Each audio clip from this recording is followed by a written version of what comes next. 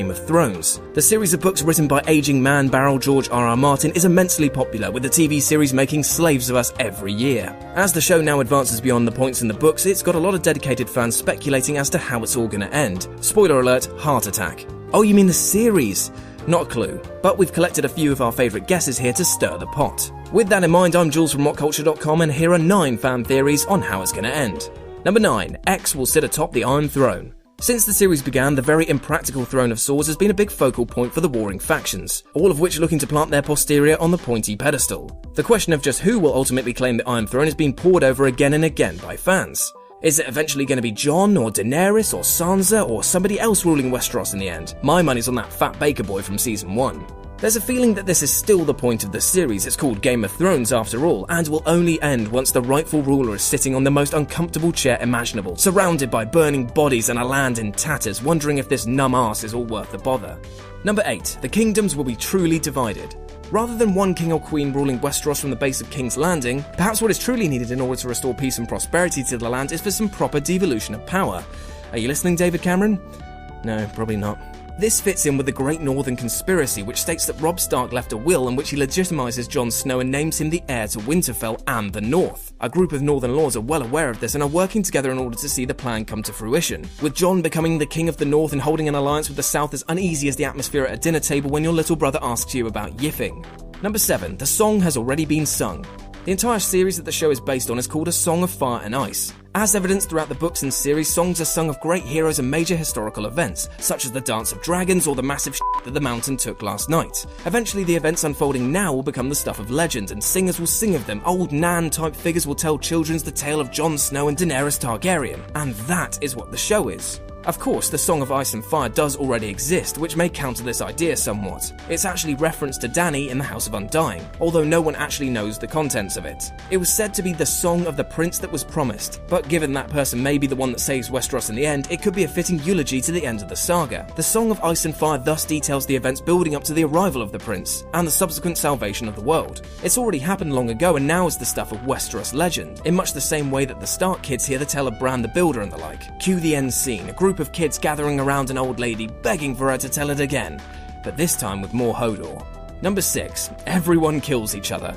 Game of Thrones is an extremely bloody and violent show with hardly a week passing by without somebody dying. If you get close to a character, then chances are they're going to be kicking the bucket, brown bread, or just plain croaked. So following that line of thinking, what's the most logical way for the series to end?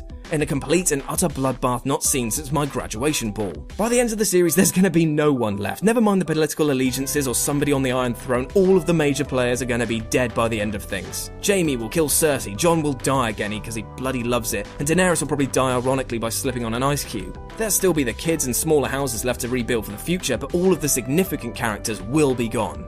Number 5. Azor Ahai is reborn. Winter is coming.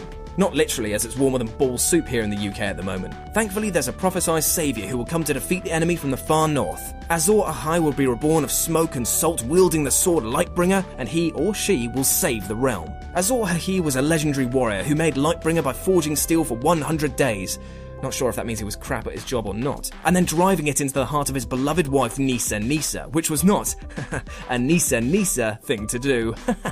This enabled him to defeat the darkness that lay over the world. It's unknown whether or not he and the prince that were promised are one and the same, but it's generally Azor who is mentioned more. Popular theories as to who it might be include Daenerys or Jon Snow or that fat baker boy I was talking to you about earlier. Whoever the figure, the main theory is that Ahai will bring forth Lightbringer and fulfill the prophecy, saving Westeros from the others. Very epic, very vague. Number 4. Bran saves the Seven Kingdoms. Oh Bran, much like the cereal of the same name, you're a regular bore to me, but other people seem to love your non-walking magic nose, so I guess you're a legitimate contender. He may not be able to walk, but from his time in the tree-based, Bran has now got a fair amount of guidance from the Three-Eyed Raven on the ways of warging and old magic. Still no spell to get those joints working again though, but he could become some kind of medieval Professor Xavier and use his mental powers to shape a kingdom to his will, which actually does sound pretty awesome. Number 3. The wall comes down. If the others are going to make it to the Seven Kingdoms to unleash their brand of icy fury upon the world, they're going to have to make it past the wall first, and that's exactly what this theory states will happen. Not by going over it, but by bringing the wall down, presumably with some sort of ancient magic which will look great on our screens. That allows their army to spill over into Westeros and lay waste to the lands before causing utter devastation. The series will end with the world in ruins, having been completely overwhelmed and destroyed by the White Walkers. I mean, who needs happy endings anyway? Number 2, a battle of ice and fire. Ice equal White Walkers, fire equal dragons. Basically, the Song of Ice and Fire is going to come down to the battle of these two great forces. It's perhaps the most widely held theory out there on this list, and from everything we've seen and read so far, it seems the most likely. The White Walkers will eventually make their way into Westeros, causing chaos and destruction, and the realm must unite to stop them. There may not be enough dragon glass or Valyrian steel to go around, but when Daenerys has these huge dragons, then it does even the playing field somewhat. Of course, with 3 dragons, you're going to need 3 riders, so it posits there'll be another 2 riding alongside Dany to save the world. Many believe that Tyrion is a secret Targaryen, while the theory that Meera Reed is also a Targaryen and also Jon's twin has been growing in popularity, so that could be another option. Regardless of the rider, the fate of the world will be settled in one epic dragons versus White Walkers battle, with the men fighting the rest of their army down on the ground, and it would look absolutely amazing.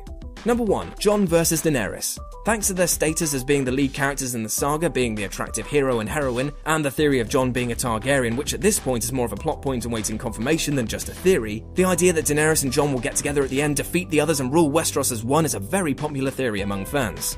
There is another theory, however, that the exact opposite is going to happen. This is based around the idea that Daenerys, rather than being the saviour of Westeros, is the biggest threat to it. Like the Mad King before her, she's going to go insane, and along with her dragons will ruin the 7 kingdoms. Jon then has been brought back to life for like the 15th time in order to combat her. He discovers the Horn of Winter and then commands the army of the White Walkers, wakes the Ice Dragon and then rides him into battle against Daenerys and her 3 dragons. Jon is ice, Daenerys is fire, I am aroused. And that's our list. Got any more endings for us? Get it? Like GOT, like GOT, Game of